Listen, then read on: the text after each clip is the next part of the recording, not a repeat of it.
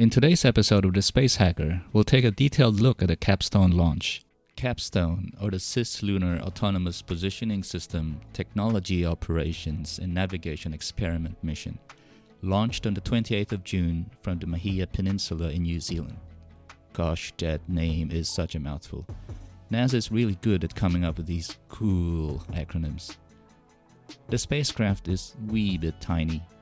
It's a 12-unit CubeSat, measuring just 1 by 1 by 2 feet, or 34 by 34 by 61 centimeters without the solar arrays. So it's roughly the size of a microwave oven, but just a bit heavier. It weighs just 55 pounds, or 25 kilograms, and uses a monopropellant hydrazine propulsion system. Nasty stuff. Capstone is a 6-month-long Pathfinder mission for the planned Lunar Gateway. And what's really fascinating about this mission is that it will test a highly efficient lunar orbit that's never been flown before. If successful, the Lunar Gateway space station will follow the same orbit around the Moon. The orbit is called a brace for this Near Rectilinear Halo Orbit, or NRHO, and takes a spacecraft on a very elongated elliptical path over the Moon's poles. The spacecraft will spend a day flying over the Moon's north pole in the small part of its orbit, and this takes it within around 1,000 miles or some 1,600 kilometers of the Moon. It will then spend the next 6 days flying over its south pole in the big elongated path of the orbit. This takes Capstone some 43,000 miles or some 70,000 kilometers from the Moon. This unique orbit takes it on a path that looks like a crown.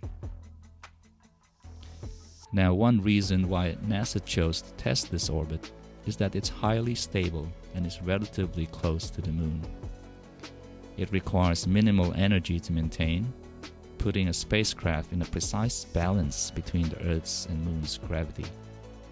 And you only need 10 meters per second of delta V for a whole year to maintain the orbit, which is very small in spacecraft terms. This is fantastic for long-term missions like the Artemis Lunar Gateway. The Near Rectilinear Halo Orbit gives a spacecraft an unobstructed view of the Earth at all times, and allows any spacecraft to be in constant communication with ground stations on Earth.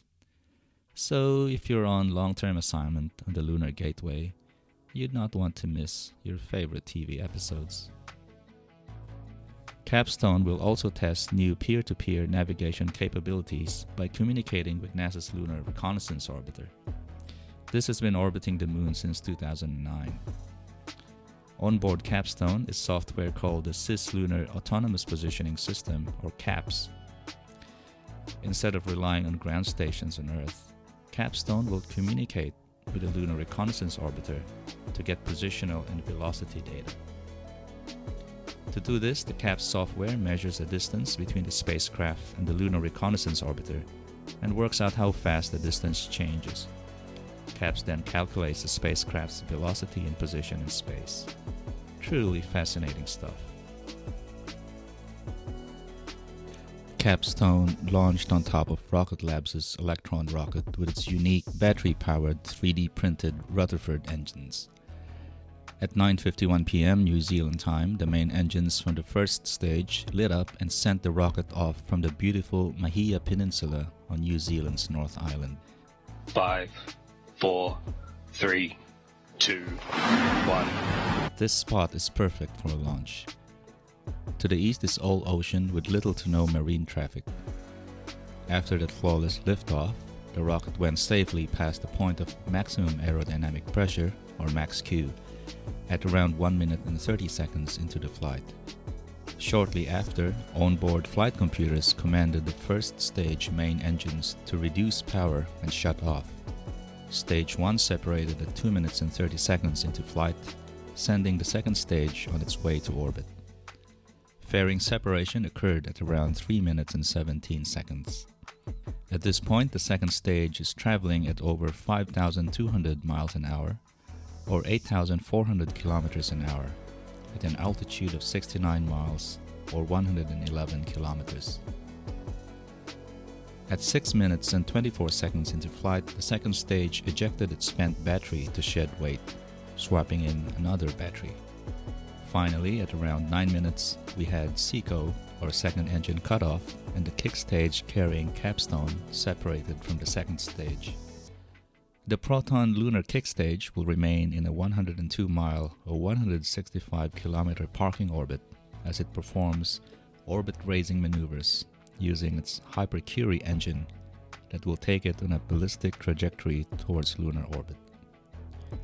In about 6 days, the Proton kick stage will fire its Hypercurie engine one last time to accelerate to 24,500 miles an hour or 39,400 kilometers an hour to escape low Earth orbit.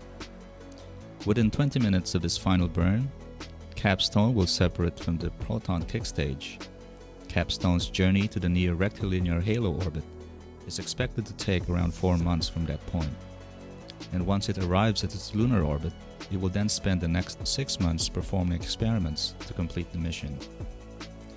That's it for this quick update on this truly awesome Capstone launch and a concrete step towards Artemis and the Lunar Gateway space station.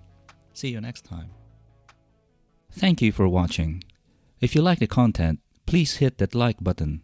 It will be an honor for us to have you as our first subscribers.